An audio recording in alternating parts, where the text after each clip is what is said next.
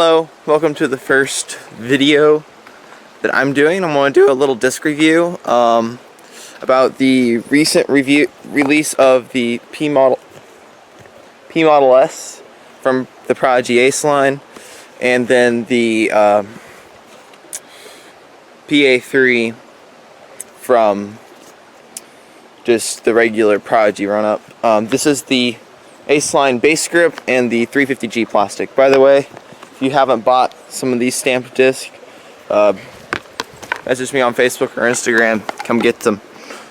I've got a few of these putters left. No Aceline though. So, okay.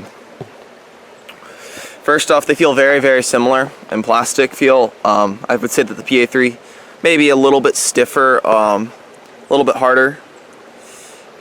Maybe a little harder, but it's a little stiffer and a little less grippy than the this Aceline base grip plastic, and very chunky by the profile, as you can see.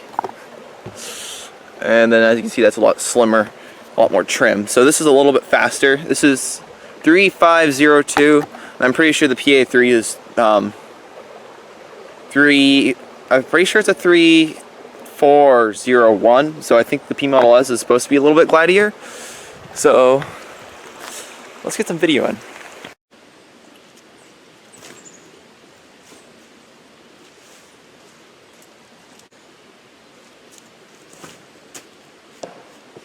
Okay, so where they landed is just pretty close to each other.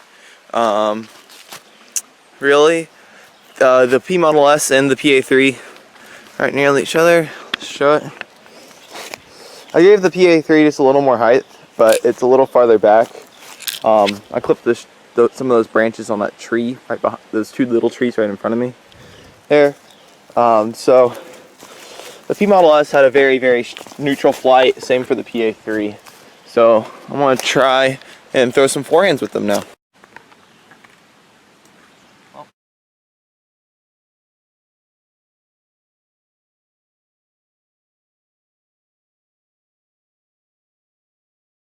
I did a few practice throws off camera, and I found that the PA3 was a little easier to get a clean release on, but had a straighter forehand flight until I got that P Model S for a cleaner release. That P Model S doesn't handle what my forehand is, where I put a lot of spin on it. And it kind of just doesn't get that same kind of flat release I would get on like an AVR X3 / Harp disc.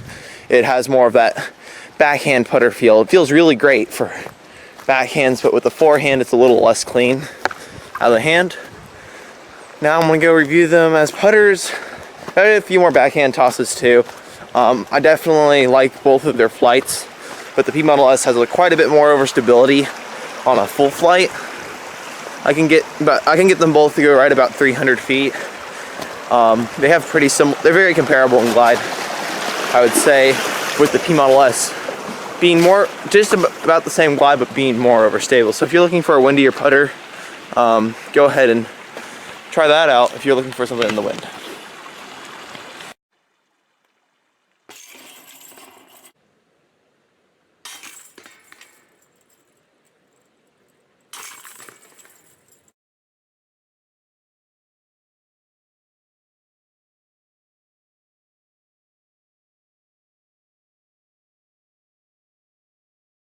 Okay, I've thrown a lot of jump putts for those obstructed ones that you have to putt really straight. And as I was doing that, I missed a lot of putts. But as they got wet, they didn't really affect grip. So I would say that's a positive. And now we're going to go to a different basket, which is a little easier for to make putts on, because it's not it's not soaked. Well, it's not soaked, it's not completely obstructed ridiculously. I'm still very bad at this, I'm sorry.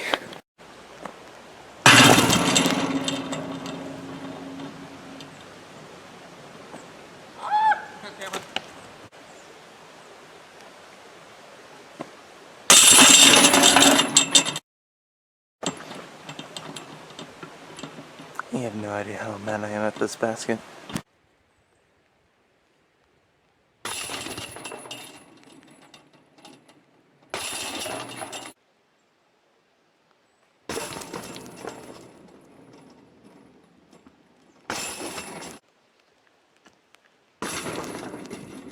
Okay, final thoughts.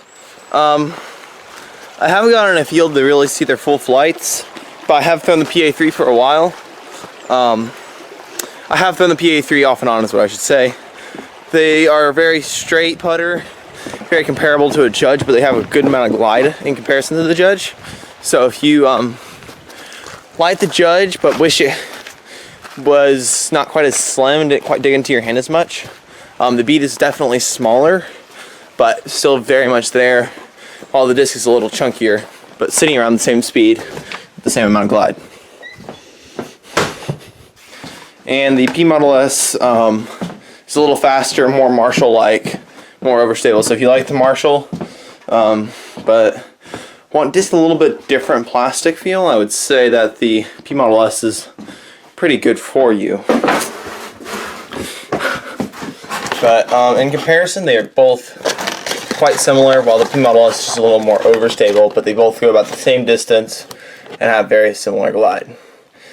Well, until next time, hopefully I'll be getting a new video out here in about a week and a half or so. Later.